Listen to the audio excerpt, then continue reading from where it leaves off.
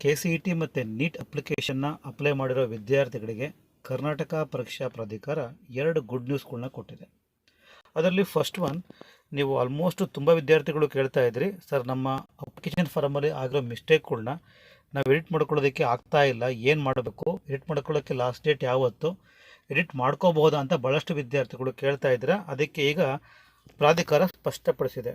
ಈಗ ಆಲ್ರೆಡಿ ನೀವು ಅಪ್ಲಿಕೇಶನ್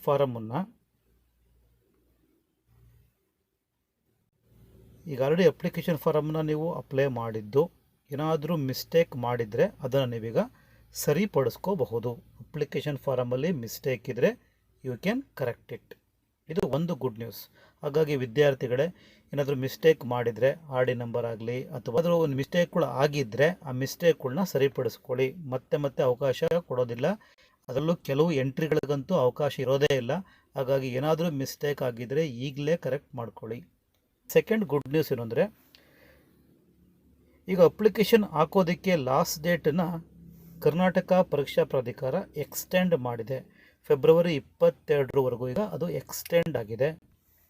ಇದಕ್ಕೂ ಮುಂಚೆ ಅಪ್ಲಿಕೇಶನ್ನ ಅಪ್ಲೈ ಮಾಡೋದಕ್ಕೆ ಫೆಬ್ರವರಿ 17 ಲಾಸ್ಟ್ ಡೇಟ್ ಆಗಿತ್ತು. ಅದನ್ನು ಈಗ ಫೆಬ್ರವರಿ 22 ತನಕ ಎಕ್ಸ್ಟೆಂಡ್ ಮಾಡಿದೆ.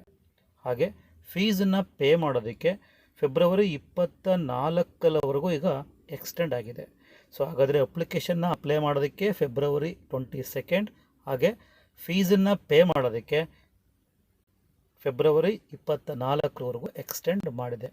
ಇನ್ನು ಕೆಲವು ವಿದ್ಯಾರ್ಥಿಗಳು ಕೇಳ್ತಾ ಇದ್ದೇನಪ್ಪ ಅಂದರೆ, ಸರ್ ನಾವು ನೀಟ್ಗೆ ಅಪ್ಲೈ ಮಾಡಬೇಕು, ಈಗಲೇ ಅಪ್ಲೈ ಮಾಡಬೇಕಾ ಅಥವಾ ಮುಂದೆ ಅಪ್ಲೈ ಮಾಡ್ಬೋದಾ ಅಂತ, ಎಕ್ಸಾಮ್ ಆದಮೇಲೆ, ನೀಟ್ ಎಕ್ಸಾಮ್ ಆದಮೇಲೆ ಬೇಕಾದರೂ ಅಪ್ಲೈ ಮಾಡ್ಬೋದಾ ಅಂತ.